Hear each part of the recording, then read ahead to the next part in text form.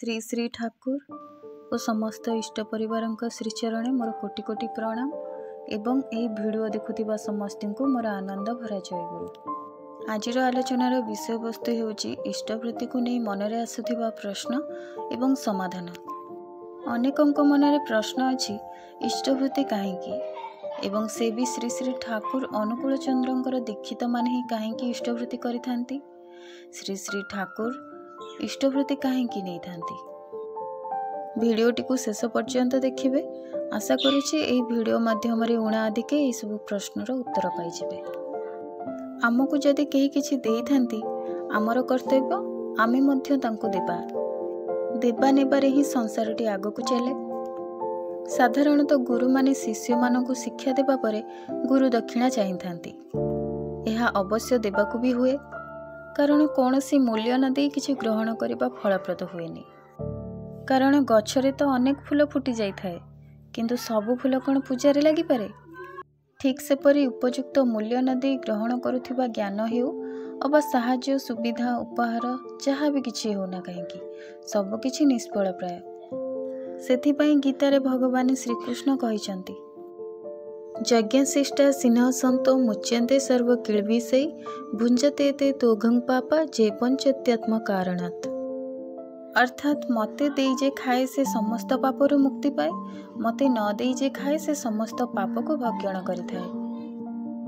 न देई खाइबा कथाटा जे भगवान श्रीकृष्ण कहिसंती सेई तो हेउची इष्टवृत्तिर कथा। जेउ इष्टवृत्तिर कथा चैतन्य महाप्रभु कहिसंती, भगवान श्रीकृष्ण कहिसंती, सेही इष्टवृत्तिर कथा आमर श्री श्री ठाकुर मध्य कहिसंती। जेपरि गीतारे भगवान श्रीकृष्ण इष्टवृत्तिर कथा कहिसंती, सेपरि श्री श्री ठाकुर जुगमापी गोटे बाणी देइछंती। जीवन जदि जाएर तोर इष्टवृत्ति छाड़िसना सब पापेर तरे जाबी ऋषि वाणी भूलिसना। गोटे दिन श्री श्री ठाकुर भक्त मंडली रे बसी रहिथिबा समय रे जणे माटी आसी करुण भाव कांदिबाकु लागिले। यह देखि श्री श्री ठाकुर माँ को पचारिले, माँ आपण कांदुछंती काहेकि, विषयटी कौन मते कहंतु। माँटी कहउचंती, ठाकुर मु एक एमिति रोगरे पड़िथिली जे रोगरु बाहरिबार मो पाखरे कौनसी उपाय नथिला। मु प्राय मृत्यु पथर यात्री हो जाइथिली। मु मोर पूजा घरे प्रत्येक दिन मोर आखिर लुह सहित आपणको मोर दुख जणाए। सेही बेले गोटे रात्रि रे मु सोइथिबा बेले निद्रा रे देखिली आपणको। आउ आपण मते कहउचंती, माँ मते 5टी टंका देई परिबो। तारी परदिन 5टी टंका मु आपणको निमते बाहर करनेली। इहारी परठारु मु धीरे धीरे सुस्थ हेबाकु भी लागिली। आउ आज मु आपण चाहिथिबा सेई 5टी टंका आपणको निवेदन करबाकू आसीछि।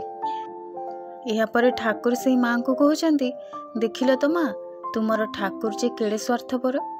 तुमे रोगरे पड़ी मृत्यु सहित लड़ुथिबा बेले तुमठु टंका चाहुचंती। एहा सुनी माँटी कहउचंती, मु जाने ठाकुर आपण जे अर्घटी चाहिथिले ता तो आपणक निमित्त चाहि नथिले, बरं मते बंचाइबा निमित्त चाहिथिले।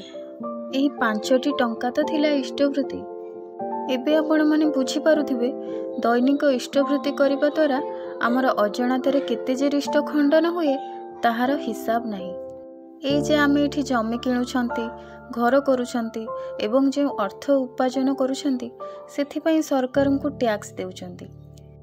किंतु भगवान जे आमको ए सृष्टि को आनिछंती, बंचिबाकू वायु देउछंती, सूर्यालोक देउछंती, जल भी देउछंती। सबरी मूलरे जे चेतना बा जीवन भली अमूल्य रत्नटी को देइछंती तार कोन टैक्स देबा दरकार नहीं। ए टैक्सटी तो हेउची इष्टवृत्ति। भिडियोटी किपरि लागिला निश्चय जणाइबे एवं मोर कथा जदि काहांको मनरे टिकिए भी आघात देई थाए तेबे मते क्षमा करिवे। आउ मोर भिडियो जदि आपण मानकु भल लागु थाए तेबे एई चैनल को सब्सक्राइब करबा पई भूलिबेनी। रहुची, देखा हेबो पुणी एक नूतन भिडियो सहित। से पर्यंत आपण समस्तଙ୍କୁ जय गुरु।